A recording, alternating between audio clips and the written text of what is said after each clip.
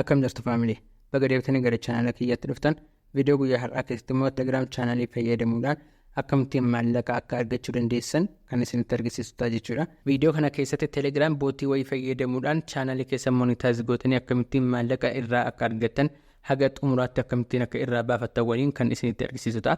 Viidiyoo kana ammuma laayik gochuun eegala. Maatii chaanala keenya warra hin taane immoo sabskiraayib gochuun maatii chaanala keenya ta'a. Amma kallattumaan gara viidiyoo. Jalqaba Telegram bootii kana linkii isaa argachuudhaaf gara Telegram keessan erga dhuftanii booddee kiyyaa tek jettanii chaanalii kana searchii ni gootu. Erga chaanalii kana search gootanii booddee chaanalii kana join gochuudhaan linkii bakka kana isiniif kaa'een jira. Bakka kanaatti inside ads jedhama kan jiru bakka kana isiniif kaa'een jira. Yoo barbaadan bakka sana tuquudhaan eegaluu dandeessu. Yoo barbaadan immoo eegaluuf jedhee linkii bakka kana isiniif kaa'een jira. Linkii isiniif kaa'e kana tuqxanii seentu jechuudha. Erga linkii irratti tuqxanii booddee haala kanaan isiniif dhufa. Start kan jedhu bakka kana jira isiniif filattu. Kana booddee start ni gootu. Haala kanaan isiniif dhufa jechuudha. Erga haala kanaan isiniif dhufee booddee get started kan jedhu bakka kana fuuldura kanarra jira. Isa filachuu dandeessu. Yoo barbaadan gara buutanii tokko tokkoon dubbisuu dandeessu. Maal akka hojjetan namoonni meeqallee akka bootii kana fayyadaman illee ilaaluu dandeessu jechuudha. Kanaaf amma haasaa osoo isinitti hin dheeressiin jalqabuudhaaf maal goona bakka kanaatti get started kan jedhu bakka kana jira. Al tokko isa tuqxu.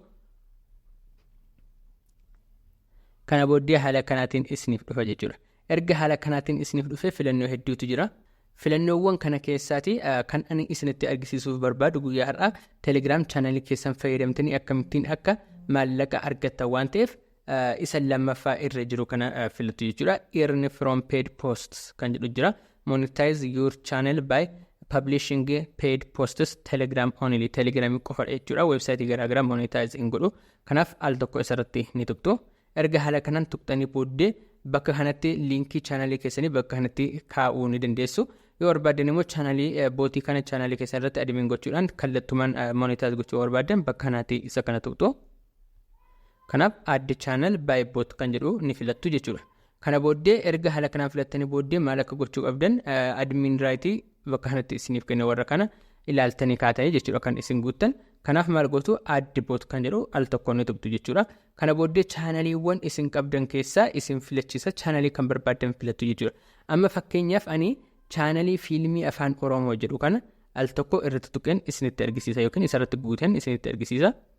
Kana booddee erga haala kanaaf dhufee booddee adminii warra inni raayitii godheeru kana haala inni raayitii godheen dhiistu. Kana booddee add bot as admin kan jedhu bakka kana jira al tokko isa tuqxu. Kana booddee ammas add as admin kan jedhu bakka kana tuqxu. Amma addi gootanii jirtu jechuudha. Erga haala kanaan addi gootanii booddee bootii keessa seenuudhaan maal gootu kontiinuu ni gootu jechuudha bakka kanaati. Amma haala kanaatiin kontiinuu erga gootanii booddee haala kanaan isiniif filatu ofisa neemii isaa fiilmii afaan Oromoo isiniin jedha. Tiimiin isaa viidiyoo and movies jedheera. Channel language Oromoo jedhe ofii isaa isiniif filachaa deema jira. Channel country Itoophiyaa jedha. Regionin all region jedheera bakka kanaatti yoo barbaadan kan barbaadan tokko filachuu dandeessu. All region irra isiniif ta'e yeroo gaariidha waan ta'eef haaluma kanaan dhiistu subscribe akka qabdan bakka kanaatti ofii isaa filata. Haala kanaan hundi isaa erga ilaaltanii gadi xumurtanii booddee maal gootu bakka kanaatti ishii kana ofii gochuu qabdu jechuudha. Yoo barbaadan yoo kan hin barbaanne ta'e yookiin immoo haa ta'u yoo jettan dhiisuu dandeessu. Kun maal isin fayyada? Chaanalii keessan chaanalii biraa irratti isiniif beeksisa. Chaanalii biraas immoo chaanalii keessan irratti isiniif beeksisa. Garuu kaffaltii tokko isin hin gaafatu. Akkasumallee isiniifis kaffaltii hin kennu. Firiidhaan chaanalii keessan isiniif beeksisa jechuudha. Kan isin barbaadan garuu maallaqa argachuu waan ta'eef ishii kana of gootaniitu haala kanaan ishii kana erga of gootanii booddee xumurarra dhuftanii seebii gootanii keessaa baatu jechuudha. Haala kanaan erga seebii gootanii keessaa baatanii booddee poost garaagaraa chaanalii keessan irratti erguudhaan maal godha isiniif maallaqa hojjeta jechuudha. Amma isinitti argisiisuu jedheen haala kanaatiin isin jechuudha. Inni yeroo hunda ofii isaatiin isiniif lakkaa. Amma garuu akkamittiin akka irraa baafachuu dandeessan maallaqa isaa isa hojjettan akkamittiin akka irraa baafachuu dandeessan isinitti argisiisa. Amma gara akkaawuntii koos akkaawuntii dhufeen jira. Akkaawuntii kiyya ergan dhufee booddee amma jalqaba wanta isinitti argisiisuu barbaadu akkaataa ittiin maallaqa argattan karaa lammaffaa jechuudha. Karaa lammaffaa maallaqa argachuuf maal gootu bakka kana sarara sadii kan qabdu tuqaa sadii kan qabdus bakka kana jirti al tokko ishii irratti ni tuqxu. Bakka kanaatti referral program kan jedhu jira al tokko isarratti ni tuqxu jechuudha. Kana booddee erga haala kanaan tuqxanii booddee akkaataa kanaatiin isiniif ni dhufa. Gara gadi dhufuudhaan referral linkii keessan bakka kanatti isiniif ni kenna. Bakka kana dhuftanii linkii keessan koppii godhachuudhaan namootaaf sheer gochuu ni dandeessu jechuudha. Yeroo namootaaf sheer gootan koomishinii irraa argattu jechuudha. Amma kallattumaan akkamittiin akka irraa baastan isinitti argisiisu. Irraa baasuudhaaf maal gootu gara gadiitiin waalet kan jedhu jira. Al tokko asirratti ni tuqtu. Akkuma argitan bakka kanaatti USDT 20 jechuudha kan ani qabu. Irraa baasuudhaaf maaliin godhaa bakka kanaatti withdraw profit kan jedhu bakka kana jira. Al tokko asirratti nan tuqa. Kana booddee haala kanaatiin current balance fi ready to withdraw kan jedhu jira. Bakka kanatti ready to withdraw kan jedhus lamaan isaayyuu 20 tuqaa jiraadha. Kanaaf gara gadiitiin dhufeen baafadha. Bakka kanaatti kan akkuma argitan kan inni kutatu yeroo isin baafattan $2 isinirraa kutata. Irra xiqqaa akka isin baafachuu dandeessan $20 ishee kan cheekii gootu.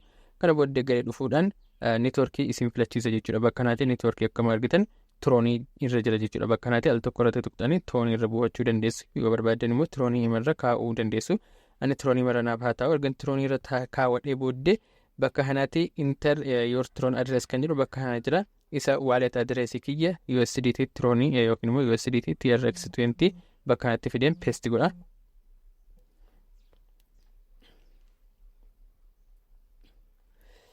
Adreesii kiyya argachuudhaaf Binance kiyya keessa nan dhufa. Erga Binance kiyya dhufee booddee adde funds kan jettu bakka kana jirti. Al tokko ishii nan tuqa. Kana booddee on chain withdraw kan jedhu yookiin immoo on chain deposit kan jedhu bakka kanaan filadha. Amma USDT filadha jechuudha. Bakka kanatti USDT jedheen filadha. USDT bakka kanatti isiniif hin dhufne yoo search baarii kanarratti USDT jettanii search gochuu dandeessu. Erga USDT irratti tuqee booddee maaliin godhaa bakka kanatti kun akkuma argitan tiroonii yookiin immoo TRX20 kan jedhu bakka kanatti nan filadha jechuudha. Ergan USDT filadhee booddee kana booddee adreesii kana koppii godhadheetiin gara teelegiraamii kiyyaatti deebi'aa jechuudha. Amma bakka kanatti al tokko gadi qabee taa'uudhaan paste nan godha.